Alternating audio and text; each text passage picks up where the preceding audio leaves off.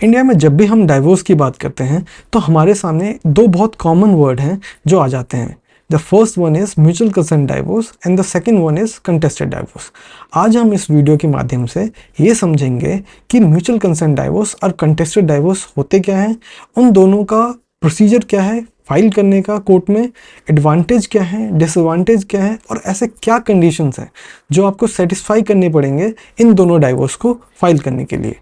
तो फर्स्टली हम ये समझ लेते हैं कि म्यूचुअल कंसेंट डाइवोर्स क्या होता है। नाउ जब भी हम म्यूचुअल कंसेंट डाइवोर्स की बात करते हैं तो म्यूचुअल कंसेंट डाइवोर्स एक ऐसा डाइवोर्स होता है जिसमें दोनों पार्टीज यानी हस्बैंड और वाइफ दोनों मिल के कोर्ट में अप्लाई करते हैं फॉर देयर डाइवोर्स। अब जो म्यूचुअल कंसेंट डाइवोर्स है उनके कंडीशंस हैं। तो फर्स्ट कंडीशन ये है, जैसा कि हमें नाम से ही पता चल रहा है कि म्यूचुअल कंसेंट। नाउ इसका मतलब दोनों पार्टीज की अग्रीमेंट है। अग्रीमेंट का मतलब बिना किसी प्रेशर, बिना किसी फ्रॉड, बिना किसी कोर्जन कि दोनों पार्टी अग्री कर रही हैं डाइवोर्स के लिए। तो ये है first condition. Now the second condition is कि दोनों पार्टीज ने एक सेटलमेंट डीड या जिसे आप सेटलमेंट अग्रीमेंट कह लीजिए, ये साइन कर लिया है। अब जब भी दो पार्टी सेटलमेंट अग्रीमेंट साइन कर लेती है तो बहुत इंपॉर्टेंट है ये नोट डाउन करना कि उस सेटलमेंट अग्रीमेंट में सारे कंडीशन, चाहे वो मेंटेनेंस से रिलेटेड हो, चाहे वो चाइल्ड कस्टडी से रिलेटेड हो, चाहे वो एलिमनी से रिलेटेड हो, चाहे वो किसी प्रॉपर्टी से रिलेटेड हो या और दूसरे कंडीशंस, ये सब कंडीशन बहुत डिटेल में मेंशन होने चाहिए। जो थर्ड कंडीशन है वो हिंदू मैरिज एक्ट के सेक्शन 13B में मेंशन है। अब ये जो हिंदू मैरिज एक्ट का सेक्शन 13B है वो 1976 के एक अमेंडमेंट के थ्रू हिंदू मैरिज एक्ट में इंसर्ट कर दिया गया था। अब सेक्शन 13B ये कंडीशन बताता है हमें कि म्यूचुअल कंसेंट डाइवोर्स आप तब ले सकते हैं जब दोनों पार्टीज यानी हस्बैंड और वाइफ 1 साल से सेपरेट रह रहे हों। तो ये यदि तीनों कंडीशन सेटिस्फाई हो रहे हैं तो आप म्यूचुअल कंसेंट डाइवोर्स के लिए अप्लाई कर सकते हैं। अब म्यूचुअल कंसेंट डाइवोर्स के लिए जब आप अप्लाई करना चाहते हैं तो इसका प्रोसीजर क्या है वो समझ लेते हैं। सो जो फर्स्ट स्टेप है वो ये है कि दोनों पार्टीज यानी हस्बैंड और वाइफ को एक जॉइंट पिटीशन फाइल करनी होती है फैमिली कोर्ट में। अब जैसे ही वो जॉइंट पिटीशन फाइल करते हैं 2 से 3 दिन के अंदर फर्स्ट मोशन की डेट आ जाती है। फर्स्ट मोशन की डेट की कोर्ट प्रोसीडिंग खत्म होने के बाद पार्टीज के पास 6 मंथ का वेटिंग पीरियड होता है। इस 6 मंथ के वेटिंग पीरियड के बाद ही जो पार्टीज़ हैं वो एलिजिबल होती हैं सेकेंड मोशन फाइल करने के लिए। अब सेकेंड मोशन फाइल करने के लिए आप या तो 6 महीने का वेट कर सकते हैं या सुप्रीम कोर्ट की एक रूलिंग यूज़ करके आप एक एप्लीकेशन लगा सकते हैं अपने सेकेंड मोशन पिटीशन के साथ। अब जैसे ही आप ये एप्लीकेशन फाइल करते हैं अपने सेकेंड मोशन पिटीशन के साथ, वैसे ही आपको कोर्ट सेकेंड मोशन की डेट दे देती है। अब सेकेंड मोशन की जो डेट होती है आपकी, इसी को कहते हैं फाइनल अपीयरेंस। इस फाइनल अपीयरेंस के दिन कोर्ट जो है वो डाइवोर्स डिग्री पास कर देती है और आपका डाइवोर्स हो जाता है। अब हम म्यूचुअल कंसेंट डाइवोर्स के कुछ एडवांटेजेस के बारे में जान लेते हैं। तो फर्स्ट एडवांटेज ये है कि ये एक फास्ट प्रोसीजर है क्योंकि इसमें दोनों पार्टीज एक दूसरे पे एलिगेशंस और काउंटर एलिगेशंस नहीं लगाती हैं और ये दोनों अग्रीमेंट से हो रहा है, इसीलिए इसमें 2 से 3 महीने में सारी प्रोसीडिंग खत्म हो जाती है। तो हम ये कहेंगे कि एक फास्ट प्रोसीजर है। Now the second advantage is कि ये एक लेस एक्सपेंसिव प्रोसीजर है क्योंकि ये प्रोसीजर 2 से 3 महीने में हो जाता है और 2 से 3 कोर्ट हियरिंग्स में ख़त्म हो जाती हैं, इसीलिए ये कंटेस्टेड डाइवोर्स के मुकाबले कम एक्सपेंसिव है। अब जो थर्ड इसका एडवांटेज है वो ये है क्योंकि दोनों पार्टीज एक दूसरे पे एलिगेशंस और काउंटर एलिगेशंस नहीं लगा रहे हैं, इसीलिए ये प्रोसीजर कम स्ट्रेसफुल होता है। अब म्यूचुअल कंसेंट डाइवोर्स समझने के बाद ये समझ लेते हैं कि कंटेस्टेड डाइवोर्स क्या होता है। कंटेस्टेड डाइवोर्स एक ऐसा डाइवोर्स है जिसमें एक पार्टी अग्री होती है कि हमें डाइवोर्स लेना है और दूसरी पार्टी मना करती है। ऐसे डाइवोर्स को हम कंटेस्टेड डाइवोर्स कहते हैं। अब ये जो कंटेस्टेड डाइवोर्स है ये section 13 of Hindu marriage act 1955 में मेंशन है। सेक्शन 13 जो है वो कुछ ग्राउंड्स लेट डाउन करता है जिसके बेसिस पे एक पार्टी दूसरे पार्टी से कंटेस्टेड डाइवोर्स ले सकती है। उन ग्राउंड्स में से जो पहला ग्राउंड है वो है क्रुएल्टी का। क्रुएल्टी चाहे मेंटल हो या फिजिकल हो, आप कंटेस्टेड डाइवोर्स फाइल कर सकते हैं इस ग्राउंड के बेसिस पे। जो सेकंड ग्राउंड है वो है अडल्ट्री का, अडल्ट्री समझने के लिए मैं आपको एक एग्जांपल देना चाहूँगा।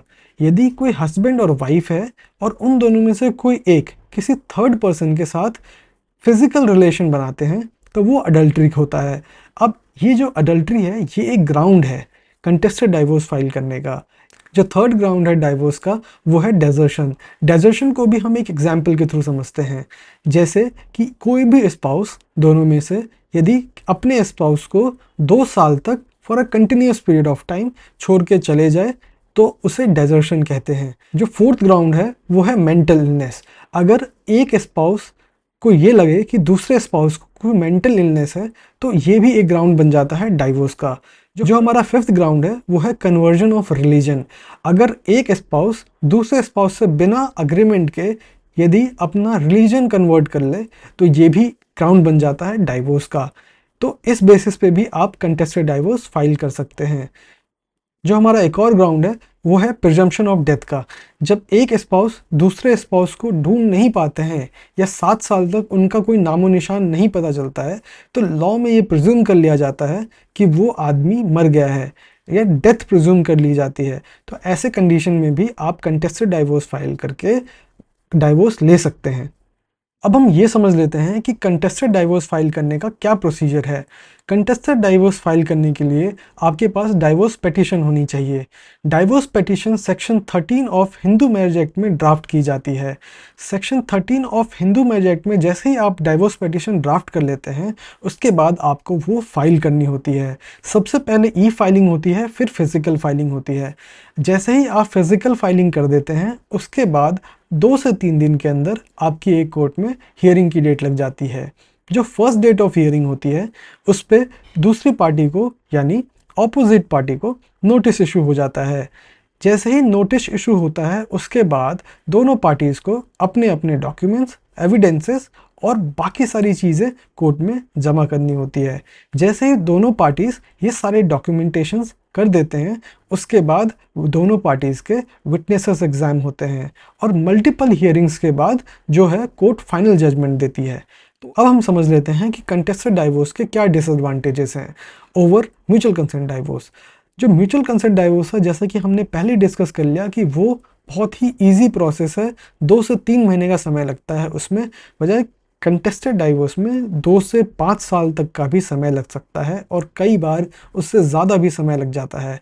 ये एक एक्सपेंसिव प्रोसेस है क्योंकि इसमें जितना ज़्यादा टाइम लगता है उतने ज़्यादा एफर्ट्स, उतने ज़्यादा हियरिंग्स, उतनी ज़्यादा स्ट्रैटेजीज़ और ये सारी चीज़ें टाइम मांगती हैं, एफर्ट्स मांगती हैं और मनी भी मांगती हैं।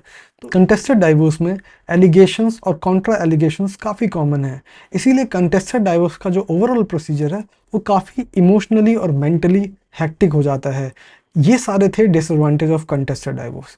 अब हम 2 बहुत इंपॉर्टेंट क्वेश्चन जो कि contested and mutual consent divorce से रिलेटेड है वो समझ लेते हैं, जिसमें से जो पहला क्वेश्चन है वो ये है कि क्या म्यूचुअल कंसेंट डाइवोर्स कभी कंटेस्टेड डाइवोर्स बन सकता है।